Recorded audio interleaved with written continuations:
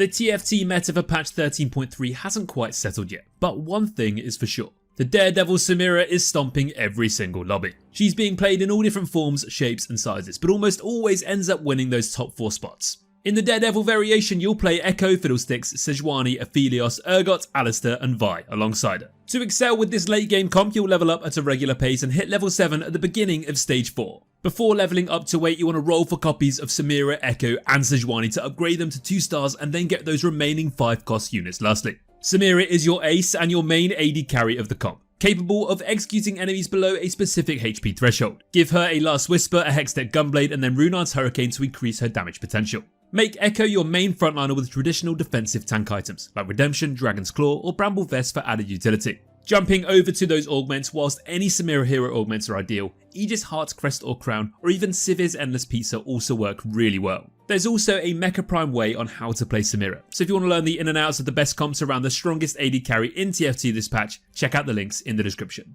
Comp number 2 on our list revolves around the second strongest AD carry, and it's called Bel'Veth. This one is another flexible comp that wants you to pair Bel'Veth with any frontline and utility champions like Ekko, Fiddlesticks, Misfortune, Urgot, Sejuani, Zac and Vi. When you're playing this one, you want to stabilise with a copy of your main carry Bel'Veth in stage 4. Ideally, you'll even find all of your remaining 4 costs, Ekko, Zac and Sejuani before going to level 8. By far the best reason for playing this comp though is its insane item flexibility. The 4 cost threat Bel'Veth is your AD carry who can wear anything that's made out of a sword or a bow. Her best in-slot items in this comp are Hextech Gunblade, Last Whisper and lastly Runar's Hurricane for extra damage. You could also opt out for Infinity Edge which synergizes perfectly with the Last Whisper, but it does have a slightly weaker win rate. Then we have Ekko, who functions as your main frontliner. You want to give him those generally good tank items that are made of chain vests and cloaks, such as Bramble Vest, Dragon's Claw and then top it off with something like a Redemption again. As for your AP items, you have 2 excellent units in Fiddlesticks and Misfortune. Since Fiddlesticks is of corrupted origin, he doesn't really need any mana items, meaning if you have tears left over, build AP items on MF, and if you have raw ability power or utility, build items on Fiddlesticks.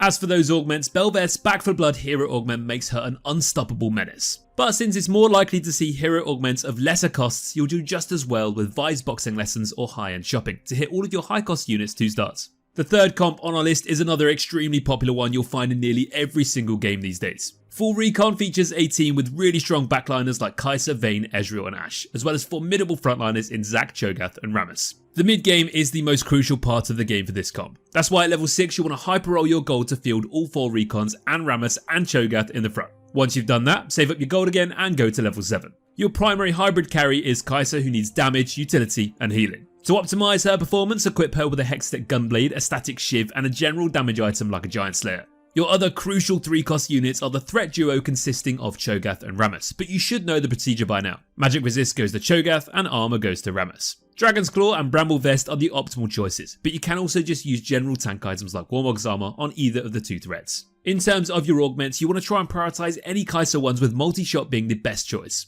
Ezreal's Raider Spoils support augment will also strengthen your mid-game board, and a high roller augment will 3-star your frontline threats in a matter of seconds. Next up we have the Heartbreakers, Viego, Ekko, Samira, Aphelios, Fiddlesticks, Leona, Alistair and Talon. This one is also a default leveling comp where you want to stabilise during stage 4 by getting a copy of your main carry Viego, as well as your main frontliner, Ekko. However, the true power of this comp lies in its insane versatility. Viego will handle all things AP, Samira will deal with everything AD, and reliable frontliners like Ekko who can make use of belts, vests and cloaks, you have plenty of option to work with. Viego is going to be the main carry of this comp though, and he wants a healing item like Hextech Gunblade, Ionic Spark to reduce enemy resistances on the entire board, and finally add Titan's Resolve for some more strength and sustainability. Samira is going to act as your secondary damage dealer, who finishes off enemy units Viego leaves bleeding. You want to equip her with pure AD items like Last Whisper, Infinity Edge and Giant Slayer. For defense, Bramble Vest in combination with Declaw is ideal and will always make sure your frontliner is ready for every form of incoming damage. Regarding augments, you could always grab an early Talon augment or any Renegade augment such as Heartcrest or Crown. Viego hero augments however are obviously going to be the best choice. The 5th and final comp on our list is made of one of the strongest 1-cost duos you can currently play. Renegades wants you to play Sylas, Talon, Misfortune, Aphelios, Ekko, Viego, Alistair and Nasus. For this slow roll comp centered around Sylas and Talon, start by going on a lose streak to build up that economy. If your first augment offerings are already heroes, spend as many rerolls as possible to get them for Sylas or Talon in the first PvP round. As for items, let's start with Sylas. Now since his damage is dependent on his max health, a Warmog's armor or even a couple of them suits him best. Otherwise, go for tank items that can help you break your lose streak fast like Sunfire Cape and Dragon's Claw. Most of the time, Talon is going to be your main form of damage, and he wants strong utility items like Hextech Gunblade, Onyx Spark and Titan's Resolve. Any other remaining items will go to Viego or Misfortune, since these will be your secondary carries and secondary source of damage in the late game. For your augments, you want to choose those that speed up getting your 1 cost 3 stars, with augments like Trade Sector. But to be honest, the best augments for this comp are definitely the carry hero ones, Kingslayer for Sylas or Edgelord for Talon. There are even other extremely niche and strong reroll comps you can also win a ton of games with unusual carries like Jinx, Renekton, Lulu and Lux. So if you are interested in those, remember to check out our comps tier list in the first link in the description. Thanks for watching the video guys, and we'll see you all in the next one. Good luck.